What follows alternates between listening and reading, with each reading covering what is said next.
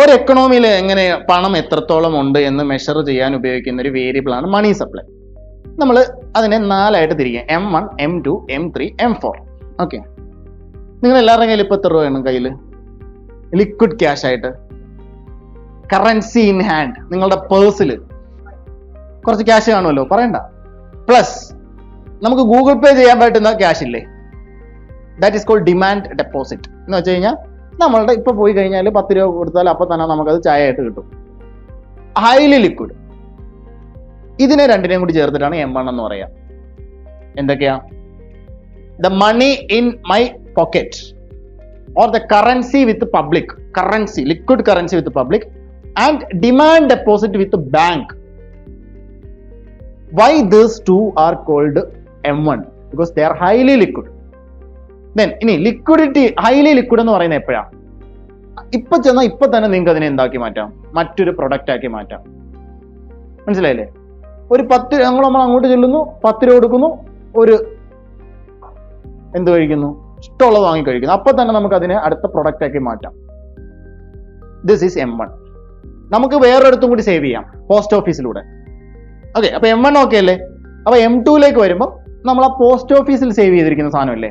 അപ്പൊ എന്തൊക്കെയായി? Currency in your hand, demand deposits means നമുക്ക് ഇപ്പൊ തന്നെ ഗൂഗിൾ പേ ചെയ്യാൻ പറ്റുന്നത്, ആൻഡ് നമ്മൾ പോസ്റ്റ് ഓഫീസിൽ സേവ് ചെയ്യാറുണ്ട്. നമ്മൾ ആരും ചെയ്യാറില്ല, പക്ഷെ പണ്ട് ആളുകളൊക്കെ എന്ത് ചെയ്യാറുണ്ട്? പോസ്റ്റ് ഓഫീസിൽ സേവ് ചെയ്യും.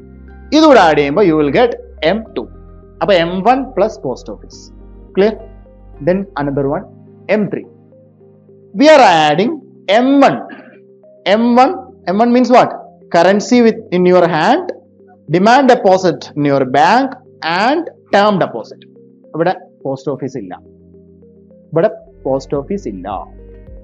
And this M3 is popularly called broad money. Clear? And the M4. What is M4?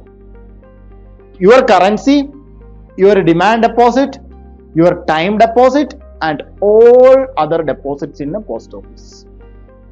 Again reverse. M1 നമ്മളുടെ എല്ലാവരുടെയും കയ്യിൽ, ഈ ക്ലാസ്സിലിരിക്കുന്ന എല്ലാവരുടെയും കയ്യിലിരിക്കുന്ന, നിങ്ങളുടെ കയ്യിൽ ഇപ്പോൾ ഇരിക്കുന്ന ലിക്വിഡ് മണി പ്ലസ് നമ്മുടെ ഗൂഗിൾ പേയിലുള്ളത്, മറ്റുള്ളവരുടെ അല്ല, നമ്മുടെ. ഇത് M1. ഇതിന്റെ കൂടെ, ഈ M1ന്റെ കൂടെ നമ്മൾ എന്തുകൂടെ ആഡ് ചെയ്യുന്നു? പോസ്റ്റ് ഓഫീസിൽ സേവ് ചെയ്തതും കൂടെ ആവുമ്പോൾ M2. ഇനി പോസ്റ്റ് ഓഫീസ് മാറ്റി M1ന്റെ കൂടെ നമ്മൾ ടേം ഡെപ്പോസിറ്റ്, നമ്മളാരും ടൈം ഡെപ്പോസിറ്റ് ഇട്ടിട്ടൊന്നുമില്ലല്ലോ, സേവിങ്സ് തന്നെ ഇല്ല, പിന്നാണ് ടേം ഡെപ്പോസിറ്റ്, അതുകൂടി ആഡ് ചെയ്യുമ്പോൾ M3. ഇനി പോസ്റ്റ് ഓഫീസിലുള്ള ഫിക്സ്ഡും സേവിങ്സും ബാങ്കിലുള്ള ഫിക്സ്ഡും സേവിങ്സും കറൻസിയും കൂടെ കൂട്ടുമ്പോൾ എന്ത് കിട്ടുന്നു? M4 കിട്ടുന്നു. ഏറ്റവും ലിക്വിഡിറ്റി ഏറ്റവും കൂടുതൽ ഏതാ? M1.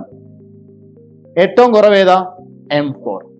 ബ്രോഡ് മണി ഏതാ? ഏറ്റവും കൂടുതൽ പണമുള്ളത് നമ്മൾ പൊതുവെ M3 ആണ് പറയുക.